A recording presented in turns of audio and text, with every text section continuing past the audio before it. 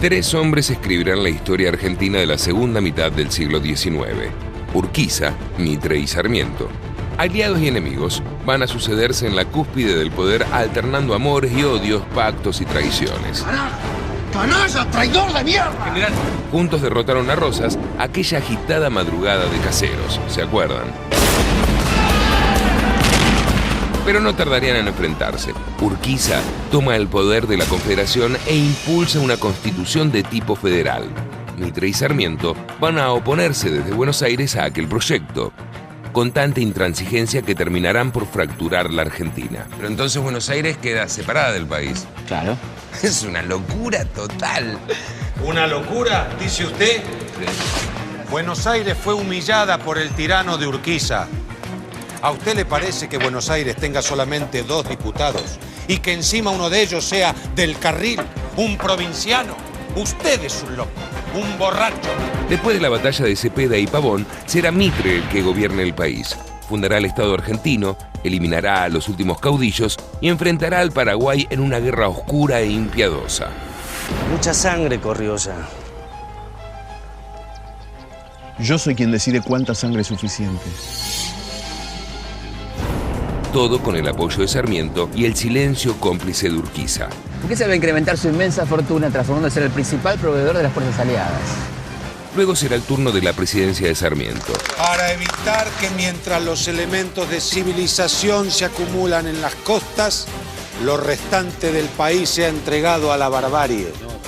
Mitre será entonces su enemigo y hasta terminará encarcelado. ¿Mitre preso? ¿Qué es el que ocurre en los trenes? No, Mario. Es por la revolución fallida. Dígame, ¿se sabe cuánto tiempo más voy a estar acá? Urquiza será un sorpresivo amigo al que un abrazo inesperado le costará la vida. Está descargada. Van a matar a un hombre que está desarmado, carajo. Tres hombres escribieron la historia de estas últimas décadas, con sus aciertos y errores, con su lucidez y sus desmesuras. Apartemos de toda cuestión social americana a los salvajes por quienes sentimos una invencible repugnancia. Se les debe exterminar, sin ni siquiera perdonar al pequeño, que tiene ya el odio instintivo al hombre civilizado. El próximo presidente será el tucumano Nicolás Avellaneda. ¿Lo recuerdan? Hay 2 millones de argentinos que economizarían hasta sobre su hambre y su sed. Logrará imponer violentamente su ley de federalización y dará el primer paso de un proceso que definirá para siempre el rostro de la Argentina y de cada uno de nosotros: la inmigración. Si conoce de algún trabajo, se lo voy a agradecer. ¿Y a mí qué me mira? Y ya escuchó, necesita trabajo el muchacho. Sin embargo, quedará en la historia por hechos menos amables. Junto a su ministro Julio Argentino Roca, llevará adelante lo que algunos insisten en llamar la conquista del desierto. Un episodio capaz de ensombrecer cualquier relato. Esta historia continúa.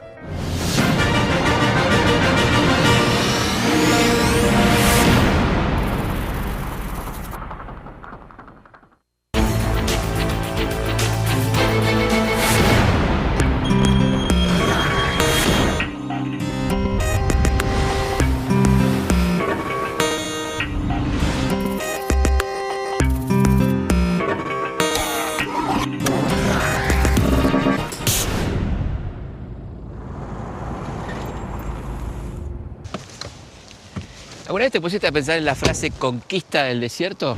No, la verdad que no. ¿Qué significa conquistar un desierto? Y no sé, pero nosotros conquistamos uno. Claro, pero ¿qué es un desierto? Y un desierto es esto, un lugar despoblado, sin nada. Un desierto. ¿Y entonces? Claro, cuanto mucho ocupamos un desierto. Lo que quiere decir que para la clase dirigente de la época los indígenas no eran ni siquiera seres vivos. mucho menos habitantes y muchísimo menos ciudadanos argentinos, ¿no? Claro, lo que pasa es que los aborígenes argentinos se tomaban como que no tenían una cultura, una sociedad previa a la llegada de los españoles.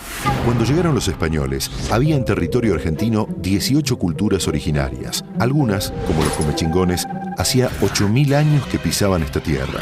Había para elegir un increíble abanico de vidas y costumbres que poco tenían que ver entre sí, salvo su desgracia futura.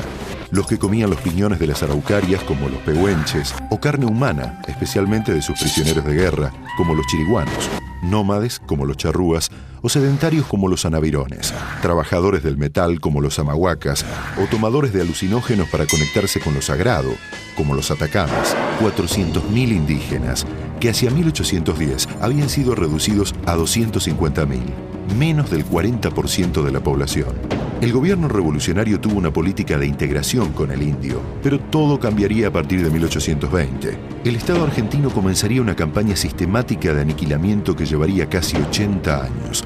Para los tiempos del primer censo nacional, ordenado por Sarmiento en 1869, los indígenas ya eran unos 200.000, solo el 10% de la población, y todavía lo peor, no llegaba. Para cuando termine la llamada campaña del desierto, los indígenas serán el 4% de los habitantes de la Argentina.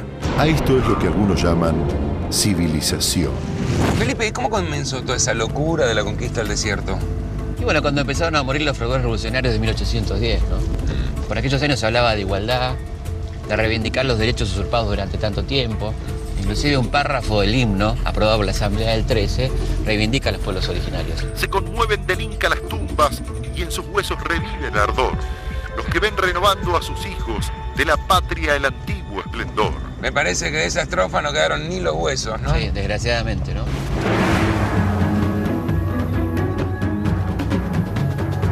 Hacia el siglo XIX, la toldería es la unidad económica, social y política de los pueblos indígenas. El grupo dominante era el de los guerreros. Los ancianos, mujeres y niños ocupaban un lugar inferior. ¿Había blancos? Podía haber alguna mujer blanca si era secuestrada por los malones. La llamaban huinca. En las tolderías se las trataba como esclavas domésticas. ¿Y cómo eran los malones? Eran toda una experiencia. Los malones eran ataques rápidos, sorpresivos y violentos en las fronteras interiores. Aglutinaban a distintas tribus y aunque siempre se dijo que su objetivo era robar ganado y otros bienes, también podían tener un propósito defensivo.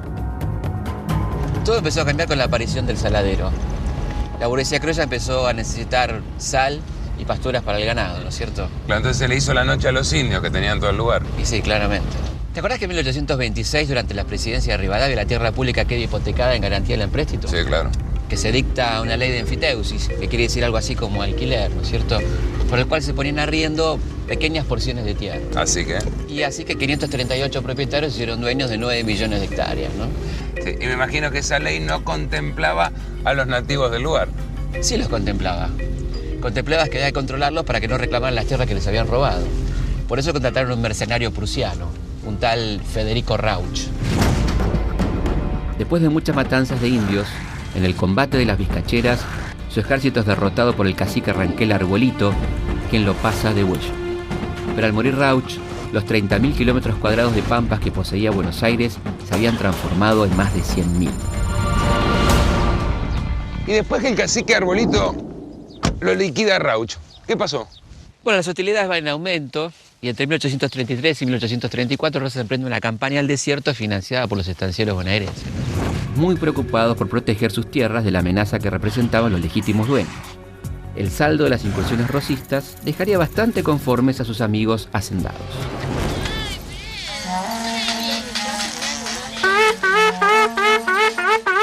Calfucurá era el líder legendario de los pueblos de la Patagonia. En 1835 somete a todas las parcialidades del sur y es proclamado cacique general de las Pampas. Fue un hombre dotado de una gran inteligencia y una notable capacidad de organización. Tanto es así que en 1855 funda la Gran Confederación de las Salinas Grandes, en la que confluyen pampas, ranqueles y araucanos, y mantiene una fluida correspondencia con las autoridades nacionales. Con el paso de los años, el gobierno nacional hizo avanzar la frontera con el indio a medida que despojaba al habitante originario de sus tierras. En 1867, Mitre incursiona en el tema con una ley que ratificaba la ocupación del Río Negro y el desalojo de los indios de la zona. Aunque Calfucurá logra varias victorias, también durante el gobierno de Sarmiento. Pero el que toma la decisión de ocupar definitivamente el territorio en cuestión es Avellaneda y lleva a cabo su plan de la mano de Alsina, su ministro de guerra, quien construye su famosa zanja. Esta zanja evitaba que los nativos, al huir, se llevaran el ganado. Se iban los indios, quedaban las vacas. Este plan le permite al Estado anexarse 56.000 kilómetros cuadrados más de tierras, extender la red telegráfica, fundar 5 pueblos y abrir caminos.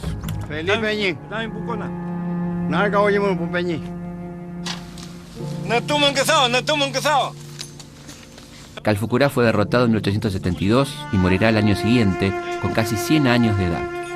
Para nuestros pueblos originarios, ese fue el principio del fin. Fue necesario hacerle comprender a Alsina y al presidente que no es esperando cazar a las hormigas una por una cuando salen de la cueva como se acaba con ellas. Hay que destruir el hormiguero. Me formar a la gente, liberamos.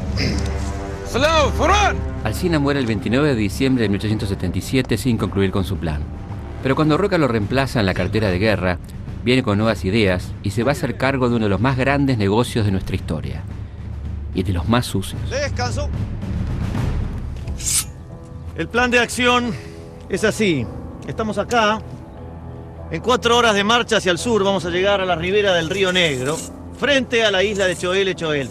Por lo que puedo asegurarles que mañana, 25 de mayo de 1879, vamos a poder comunicarle al presidente Avellaneda que el Día de la Patria también fue celebrado en territorio conquistado. ¿Sabes cuál es la diferencia entre la campaña del desierto en Argentina y la conquista del oeste en los Estados Unidos? No, ni idea. Los norteamericanos que le quitan la tierra a los indios eran familias pobres, que pasaron hambre, que habían sido desplazadas de las ciudades, que se sentaban donde podían, ¿no? Ellos conquistaban las tierras y en todo caso recurrían al ejército. Ah, entiendo, claro. En cambio acá en la Argentina la iniciativa era del gobierno, pero la ejecutaba el ejército. Era como un plan oficial. Sí, era un plan oficial cuyo principal móvil era el dinero, ¿no? Es decir, la campaña fue financiada por los que se iban a quedar con las tierras. ¿Cómo es eso? Bueno, que el gobierno, adelantándose a los oscuros negocios del futuro, vendía la tierra antes de que fuera ocupada. Por aquel entonces el valor de la legua era de unos 3.000 pesos más o menos. El gobierno la vendía a 400 y te garantizaba una renta anual del 6%. ¿Te gusta el negocio? Sí, me imagino habrán vendido tierra a lo loco. Mucha tierra para pocos propietarios. Y también me imagino que se la habrán vendido a los mismos propietarios de siempre. Totalmente. Unos 10 millones de hectáreas para 391 propietarios, por supuesto, los mismos de siempre. El gobierno nacional ha vendido 1.000 leguas de las tierras que van a conquistarse al señor Martínez de Hoz. Sí.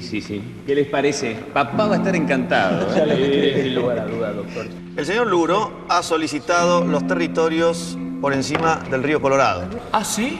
Excelente. Por lo tanto, tenemos hasta el momento, recapitulando, señor Martínez de Hoz y compañía, 2.500.000 hectáreas. Señor. Señor Belisario Huello y compañía, 250.000 hectáreas. Por ahora. Bueno, por algo se empieza. Claro, siempre se empieza por algo. Lo cual en tierras pedidas nos da hasta el momento un total de 3.250.000 hectáreas. ¡Felicitaciones! Como se ve, la cesión del valor de la tierra es una imposición del patriotismo. Y ella no importa sacrificio alguno para la provincia. Amén. Salud, señores. Salud. No entiendo, ¿qué hace un mapuche tan lejos de sus tolderías? No es un mapuche, Mario, es un soldado de Roca. ¿Vos te pensás que los hijos de los terratenientes que se habían quedado con todo esto iban a venir acá a poner el cuerpo? De ninguna manera, la carne y canela la ponían los pobres de la ciudad de la campaña, que no podían demostrar propiedad o trabajo fijo, eran obligados a venir acá sin las menores condiciones de vida, ¿no? Para que eso es peligroso, ¿eh? ¿Sí que es un arma de destrucción masiva? Y para la época algo así, ¿no? Es un Remington traído de los Estados Unidos. Con eso terminaron los pueblos originarios. No tocó nunca más un arma. Parece una sabia decisión. Está muy bien, ¿eh? Antes de la llegada del Remington, los indios solían tener ventaja en el combate cuerpo a cuerpo, porque el humo de las viejas bayonetas indicaba desde dónde venía el tiro. De ahí viene el término irse al humo. Pero el Remington era un rifle a repetición que permitía hacer 6 disparos sin necesidad de recargar el arma. Ya está todo vendido, ya tienen las armas, ahora solo queda limpiar el terreno para ocuparlo. Exacto, había que terminar el trabajo de los conquistadores españoles. Soldados, Mañana, ustedes y yo habremos dado el primer paso a terminar con la conquista hasta el extremo sur del territorio. Los felicito. Con un ejército de 6.000 hombres, el general Roca marchaba contra unos 20.000 nativos armados. Y así cerraba un negocio redondito.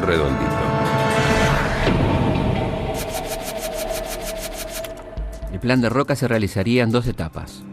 Una ofensiva general sobre el territorio comprendido entre el sur de la provincia de Buenos Aires y el Río Negro, y una marcha coordinada de varias divisiones para confluir en las cercanías del actual Bariloche. La expedición partió entre marzo y abril de 1879. Las columnas del general Roca y el coronel Uriburu llegan desde la cordillera hasta Choel. Las otras 2 columnas, al mando de los coroneles Levalle y Racedo, avanzan por la Pampa Central y llegan al Río Negro. Desde el agua, el buque de la Armada, el Triunfo, apoya las acciones.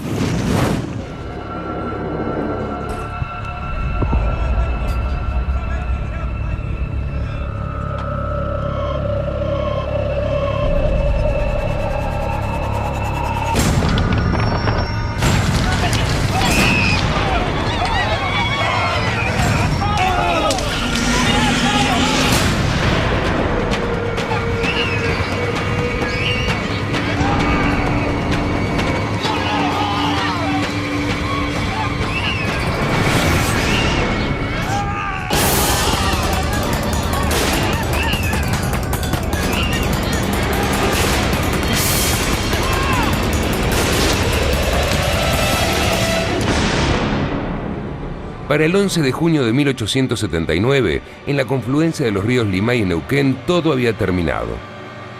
Roca vuelve a Buenos Aires para el lanzamiento de su candidatura a presidente, habiendo dejado un saldo de 2.000 nativos muertos y 14.000 reducidos a la servidumbre.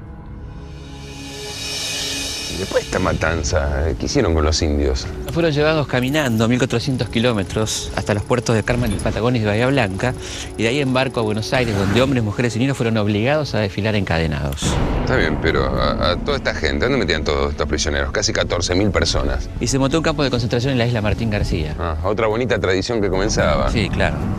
Y de ahí al Hotel de Inmigrantes en Buenos Aires. ¿Qué pasó? ¿Les agarró la culpa y lo querían poner en igual situación que los inmigrantes? No, nada de culpa. ¿Y esto? Con estos tipos la culpa siempre pierde por goleada, ¿no? Entrega de indios. Los miércoles y viernes se efectuará la entrega de indios y chinas a la familia de esta ciudad por medio de la Sociedad de Beneficencia. Pasen, por favor. Adelante. Bienvenidos todos.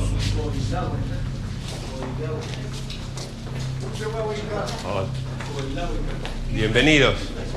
Bienvenidos a la Sociedad de Beneficencia. Esta es la única de nuestras instituciones que ha conservado su abolengo patricio. Es una isla donde se conserva lo mejor de nuestra tradición. Acérquense.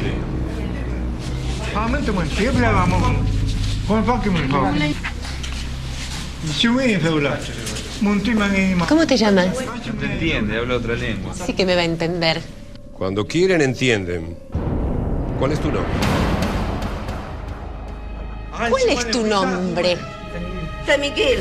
Antú.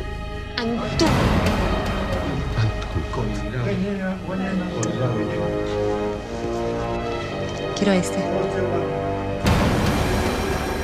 ¿Por acá?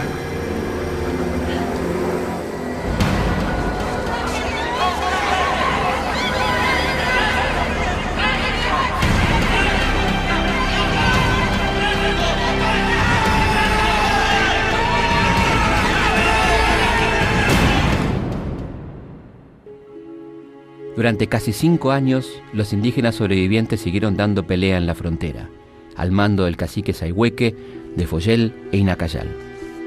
Recién en 1884, Inacayal y Follel son derrotados y Sayhueque, sin más apoyo que el de algunos sobrevivientes, decide entregarse. Luego de algunos meses de cautiverio, son rescatados por el Perito Moreno y enviados al Museo de la Plata para ser exhibidos.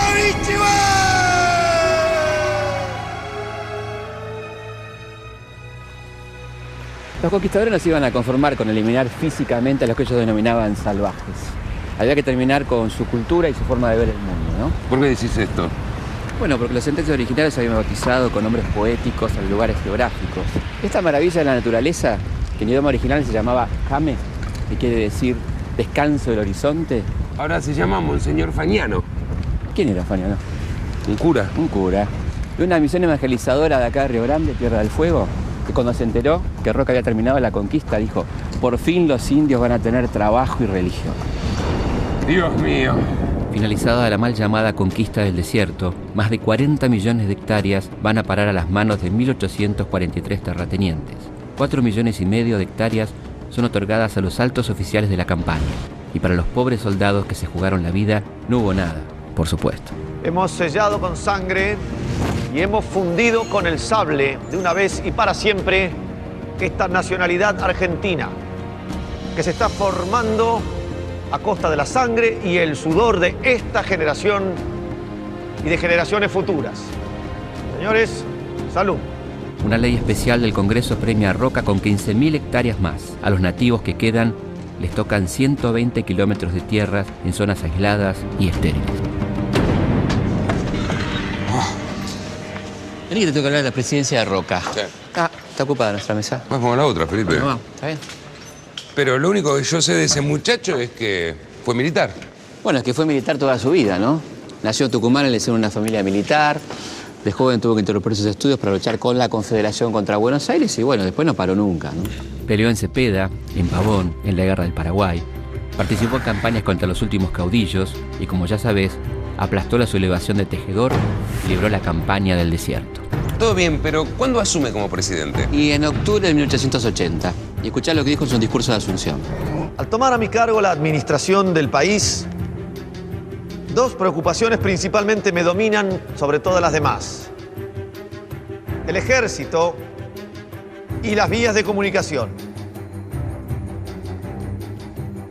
Puedo así, sin jactancia y con verdad, deciros que la divisa de mi gobierno será paz y administración.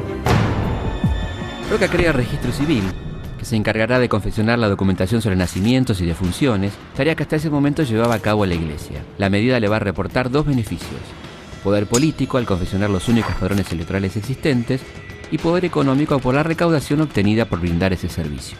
Se convoca al Congreso Pedagógico, comandado por Sarmiento, que impulsa la Ley 1420. Esa la sé. Establece la educación primaria gratuita, obligatoria y laica para todos los habitantes del país. Además crea distintos tipos de escuelas, reglamenta la actividad de docentes y alumnos, se mete en un terreno muy sensible para la Iglesia, ¿no? Que era la educación. Me imagino las oraciones de los cristianos para con Roca, ¿no? Totalmente. Esto desata una terrible polémica entre católicos y laicos que termina con la ruptura de relaciones con el Vaticano. Pero eso es papel pintado, hombre. El café que se ha tomado no era de verdad, entonces pague con billetes de verdad. Pero señor, ¿esto no le sirve a usted? No, a mí no me sirve. Esto es lo único que tengo. No, me tiene que pagar. Vas a cobrarse lo mismísimo Juárez Selma. No le vengo a cobrar a nadie. ¿Qué está pasando, señores? ¿Qué está pasando? Este hombre que me ha visto la cara, que me quiere pagar con billetes de colores. Pero usted está loco. ¿Pero cómo? No, señor. Estos billetes los autorizó Juárez Selman, señor. A ver. ¿Los autorizó el presidente Juárez Selman? Sí, señor. Pero... Pero qué belleza, qué colorido. Pero si serás irrespetuoso, ¿cómo no vas a aceptar billetes autorizados por el presidente Juárez Selman? Retírate de aquí, por favor. Señor, discúlpelo. Es un inmigrante. Entiéndalo. Está bien, pero que no se vuelva a repetir, por Le favor. aseguro que no.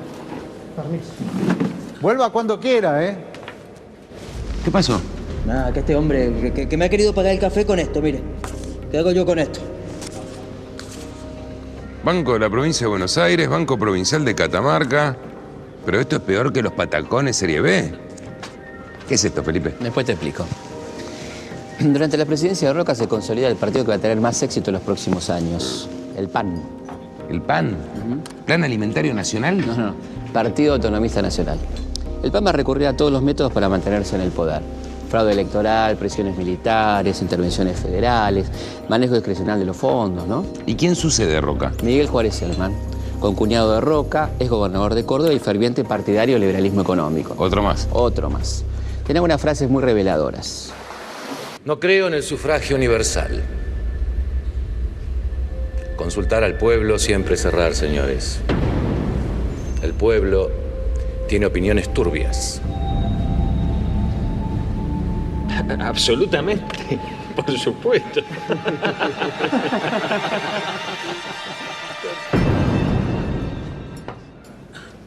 Ah, qué bien, ¿eh? Todo un demócrata el tipo. Un demócrata, exactamente. Por eso su régimen le decía el unicato. ¿Qué es el unicato? Era el jefe único del partido, el jefe único del país. Entre él y su gente manejaban todos los resortes del poder. Pibe, vení, ¿me das el... ¿Qué diario puedo pedir? Y la prensa, por ejemplo. Dame la prensa. Gracias. Toma, cóbrate. ¿Qué miras? Son buenos.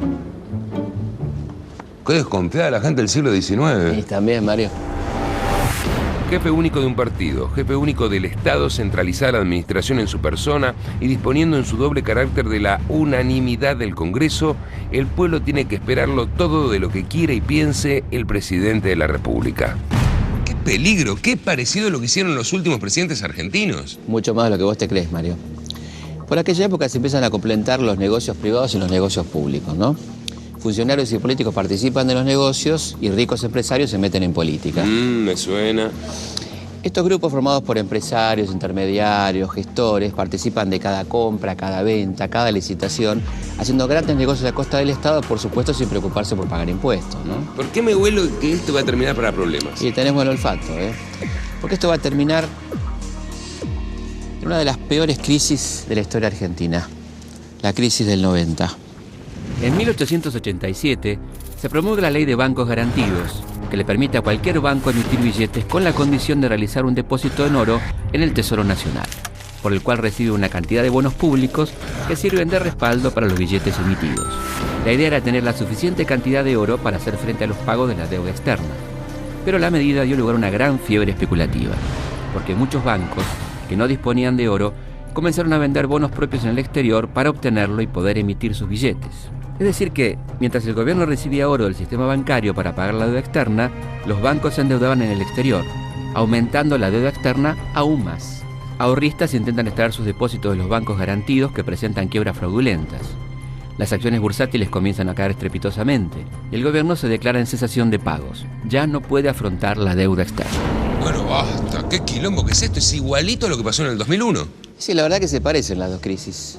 Porque justo antes del crack del 90 hubo un aumento del consumo, un aumento del crédito bancario, se privatizan los servicios públicos y se importaba mucho más de lo que se exportaba, ¿no? Claro. Entonces, estos billetes pasaron a valer lo mismo que un patacón en el 2001. Sí, no valían nada, ¿no? Claro. Bueno, y aumenta la inflación, aumenta la desocupación y, por supuesto, la protesta de los trabajadores que querían que le pagaran en oro y no con estos papelitos pintados por los parásitos del poder. Pero mientras tanto, los parásitos estos, ¿qué hacían?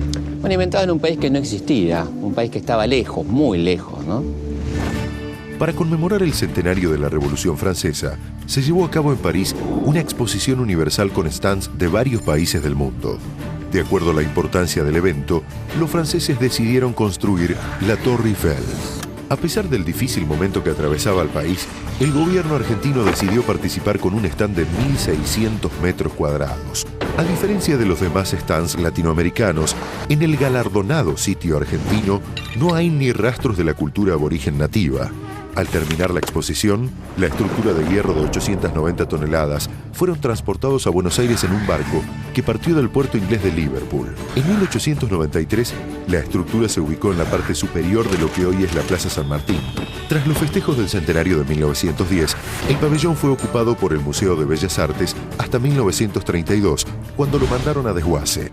Desde allí, fue vendido como chatarra. Años más tarde, una parte de la estructura original sería el galpón de una herrería en el barrio de Mataderos. Otra parte estaría enterrada en Palermo junto a unos galpones del gobierno de la ciudad. Lo demás, quién sabe. Finalmente, nuestro pabellón en la Expo de 1889 logró tener algo bien argentino: su destino. Ahora, ¿nadie se oponía al estado de las cosas? Sí, hubo un grupo que se opuso, pero más por interés personal que por patriotismo, por vocación de servicio. Era el grupo integrado por los roquistas y mitristas que se habían quedado afuera de los negocios de Selman. Para. ¿No había aunque sea un tipo decente que se opusiera al gobierno de Juárez Selman? Sí, muchos. Entre ellos uno que llamaba Leandro N. Alem. La conquista del desierto no fue más que una guerra de policía y nada más. Todos sabemos que momentos antes de morir, el doctor Alsina había tomado la determinación de avanzar más sobre el desierto, que el desbande de los indios había comenzado y que no tardarían demasiado en entregarse completamente. Alem, de familia rosista, Peleó del lado de las provincias en Pavón y Cepeda, y también participó en la guerra contra el Paraguay. En 1869 se recibe de abogado y se convierte en defensor de pobres. En 1874 es elegido diputado nacional. Desde el Congreso es uno de los que se opone a la ley de premios, que establecía altas sumas de dinero para premiar a los cabecillas militares de la llamada conquista del desierto. Con esta ley de premios están forjando una escuela corruptora. Ahora el cumplimiento del deber es algo tan raro que merece premio. De esta manera, siguiendo esta escuela, es hombre honrado aquel que no hace dilapidaciones, aquel que no saca del bolsillo, y permítaseme esta frase vulgar, señor presidente, un reloj que no le pertenece.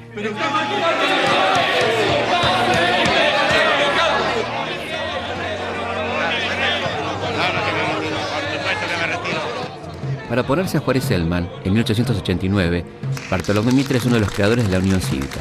Se trata de un grupo político muy heterogéneo que considera al presidente corrupto e irresponsable.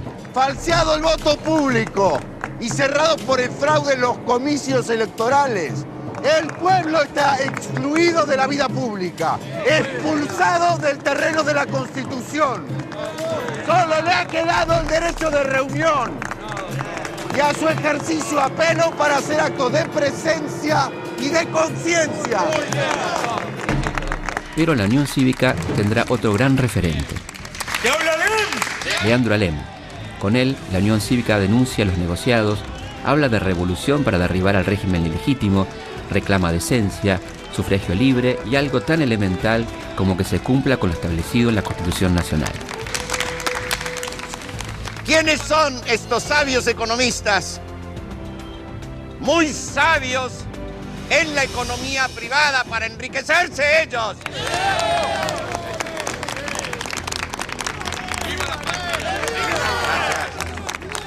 Pero en cuanto a las finanzas públicas, la ven a la desastrosa situación a que nos han traído. ¡Ale, presidente! No puede haber buenas finanzas donde no hay buena política.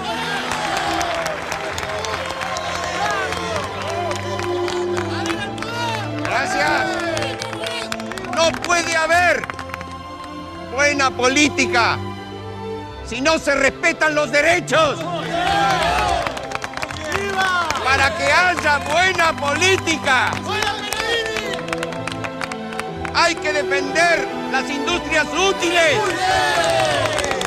y evitar la especulación aventurera para que ganen los parásitos del poder. Pero, señores, esta buena política solo se hace si hay buena fe, si hay honestidad, si hay buenos ideales. Esta buena política se puede hacer en una palabra: si hay patriotismo. Gracias. Gracias. Gracias.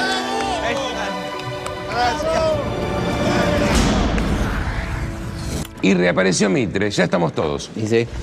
Y del mitin participaron unas 30.000 personas, una cifra nada despreciable para la época. Pero los objetivos de Alem y Mitre eran muy diferentes. ¿Por qué? Bueno, los dos coincidían en querer expulsar a Juárez Celman, ¿no?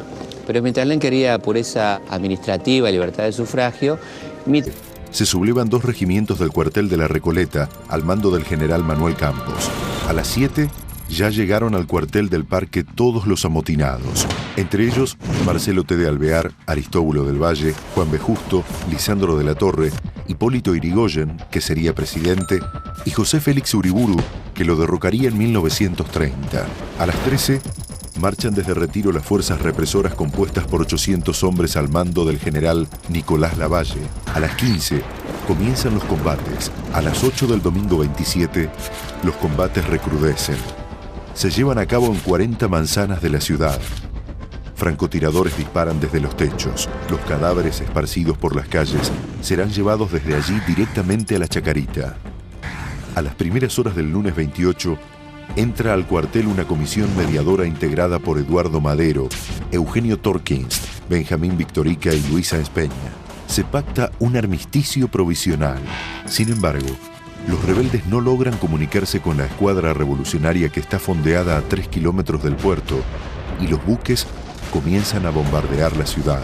Hay 2 muertos más. El martes 29 a las 10 de la mañana, tras algunos combates aislados, la revolución termina con un saldo de 150 muertos. No derrocamos al gobierno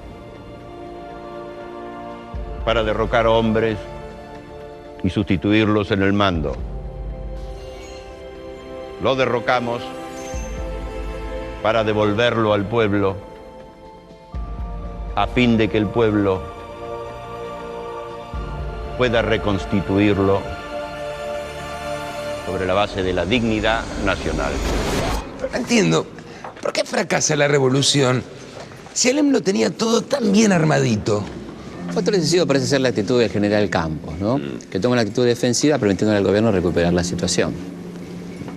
¿Por qué no me cierra del todo? Es probable que haya habido un acuerdo secreto entre Campos y Roca con la idea de derrocar a Selman y impedir a ese el ascenso de Alem, ¿no? Pero eso es un puñalazo por la espalda. Y sí, de esta forma el sector más conservador de la Unión Cívica, liderado por Mitre, logra derrocar a Selman y que asuma el vicepresidente Pellegrini. Pellegrini presidente. No. ¿Y cómo arranca eso?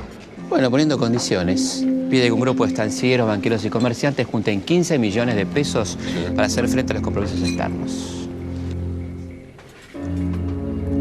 Señores, tenemos nuevo presidente, el doctor Carlos Pellegrini. Este país debe mucho al extranjero y está obligado a pagar. Sé que dicen por ahí que este gobierno no tendría cómo hacerlo, que es mejor suspenderlo. Eso es un gravísimo error. El día que dejemos de pagar esos servicios no seremos nada ni nadie. Por eso, me esforzaré en pagar puntualmente. Y si las rentas no alcanzan, pediré para vender los bienes de la nación. Y cuando no hubiese más, hasta pondré la bandera de remate en la mismísima casa de gobierno, carajo. ¡Así se habla, doctor! ¡Viva! ¡Viva! Al final, el Estado argentino se vendió más que el Código Da Vinci. Y sí. Y otra vez los más humildes pagaron los patos rotos, ¿no? Porque, bueno, como siempre, Pellegrini aplica un plan de ajuste rigurosísimo, echa empleados públicos, reduce las obras públicas, rebaja salarios, jubilaciones, pensiones. Lo de siempre, nada nuevo. Sí. ¿Y con la Unión Cívica qué pasó? Un poco lo que se venía esperando, ¿no? La pelea entre Mitre y Alem lleva a la división de la Unión Cívica. Claro. El sector más conservador liderado por Mitre que la Unión Cívica Nacional. Que con ese partido no pasó nada. Y no. Y el sector más revolucionario liderado por Alem fue la Unión Cívica Radical, que es el primer partido moderno de la Argentina. Con ese sí pasó algo. Sí. Concurrir a sostener dentro del funcionamiento legítimo de nuestras instituciones las libertades públicas en cualquier punto de la nación donde peligren. Levantar como bandera el libre ejercicio del sufragio sin intimidación y sin fraude. Alem jamás se aparta de los objetivos que le hicieron una figura muy popular, sobre todo entre la juventud. Sus dirigentes niegan la legitimidad del acuerdo entre mitristas y roquistas y deciden pasar a la resistencia.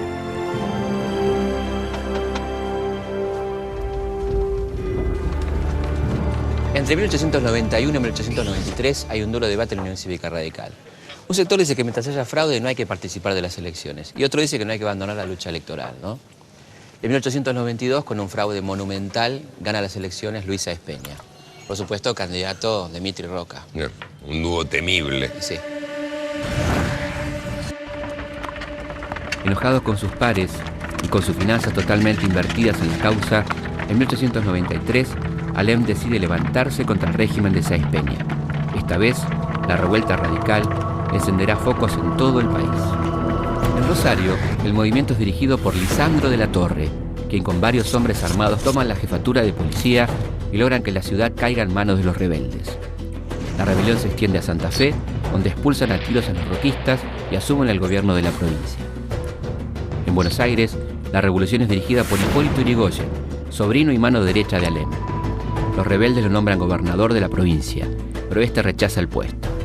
Hay levantamientos también en Tucumán, San Luis, Corrientes y Catamarca.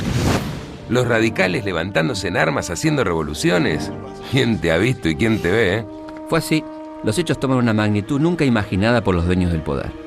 La Cámara de Diputados aprueba la intervención de la provincia, el ministro del Valle se reúne en La Plata con Yrigoyen, le advierte que ya no puede demorar más la represión y le ruega que evite un baño de sangre. Yrigoyen decide la disolución del gobierno revolucionario. Del Valle dice que el gobierno está dispuesto a reprimir hasta las últimas consecuencias. ¿Ah, sí? ¿Y con qué van a enfrentarnos? A ver, con leyes y discursos. Me falta lo más esencial, el apoyo del pueblo. Los que adhieren a la revolución en todas las provincias nos están pidiendo que lleguemos hasta el final. Que terminemos con el poder de los Roca y los Pellegrini de una vez y para siempre. Lo que Del Valle quiere es evitar una masacre. Me importa muy poco lo que quiera Del Valle. A ese también le sobran los discursos, pero le faltan huevos. Entonces, ¿qué quiere que hagamos, tío? Que ataquemos Buenos Aires inmediatamente. Hay muy pocas posibilidades de éxito. Esta es la oportunidad. No contamos con las fuerzas suficientes, tío. Buenos Aires no va a resistir una invasión, Hipólito. No subestime el poder de Roca y Pellegrini. ¿Pero qué poder, carajo? ¿Qué poder? El de los burócratas. Las milicias provinciales acatan tu mando. Si soy yo el que manda, entonces, la respuesta es no. ¿Cómo puede ser tan cobarde? Cobarde, sí.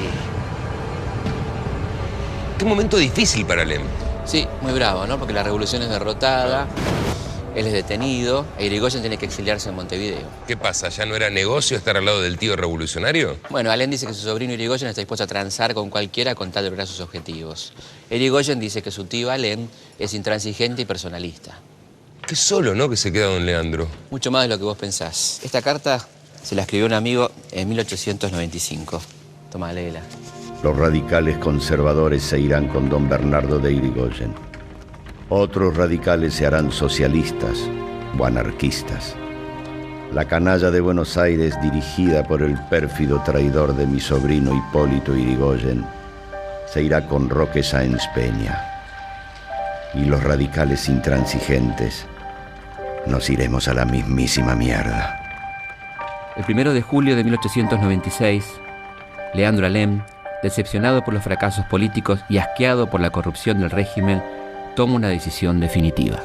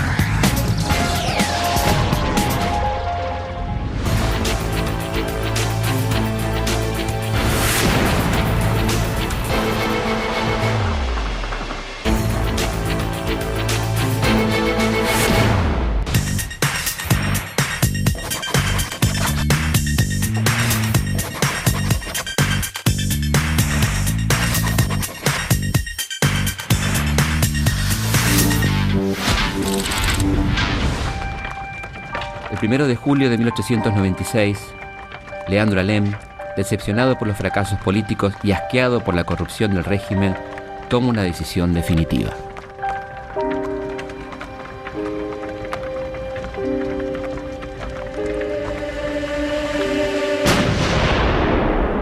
Para vivir estéril, ¿Qué pasó? Pásenmelo. inútil y deprimido, preferible morir. Sí, que se rompa, pero que no se doble. ¿Cuánto bien ha podido hacer este partido si no hubiesen promediado ciertas causas y ciertos factores? ¿Qué está pasando aquí? Virgen Santa. ¡Unas mesas! ¡Pónganos solo unas mesas! ¡Pónganos solo unas mesas! ¿Qué me traen? ¿Un muerto? No importa. Todavía el radicalismo puede hacer mucho.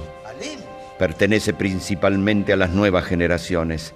Ellas le dieron origen y ellas sabrán consumar la obra. Deben consumarla. La muerte de Alem fue muy dura. Parece que no hay manera de oponerse al régimen. Sí, pero Alem dejó algo latente. Los radicales van a tener entonces la misión histórica de poner en jaque al modelo y lo van a terminar logrando.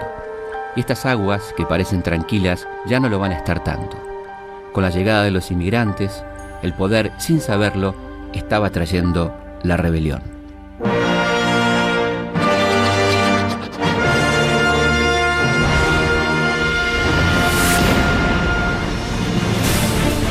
Hay un país que quisimos contar, el de los gauchos perseguidos, los soldados engrillados, el país de los territorios arrasados por ejércitos rapaces, el de los héroes silenciosos, las viudas, los huérfanos y los que solo tienen su cuerpo para ofrecer en el campo de batalla. Los protagonistas de esta historia pensaban que su vida era la vida del país. Dejaron su huella en cada episodio que les tocó vivir. A finales del siglo XIX ya no habrá intelectuales detentando el poder. Tal vez porque no hacían falta. Ahora habrá un Estado operado por hombres grises e inescrupulosos que muchas veces confundieron al país con un club privado. Pero aquel disparo en la oscuridad del carruaje de Alem no marcaba el final de un intento aislado. Era más bien el llamado a un futuro diferente, el de los radicales enérgicos que no habrían de pasarse la vida velando a su líder suicidado, el de los socialistas y anarquistas que no vendrían desde Europa para asistir callados a un espectáculo de injusticias y abusos. La única certeza en aquella Argentina es que el siglo XX traerá cambios impostergables.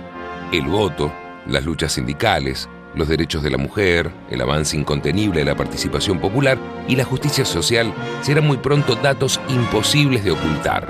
Esta historia surge a cada paso para escapar de los manuales, y serán muchas manos, infinitas, las que la van a escribir. Una historia urgente, contradictoria, a veces incómoda, pero siempre nuestra historia argentina.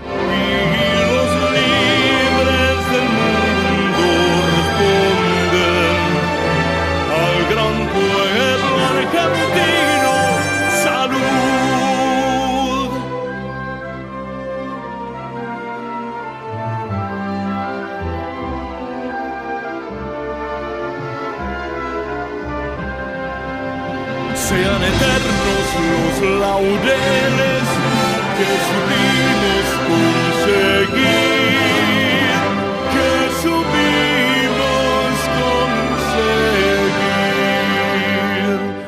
coronados de gloria vivamos.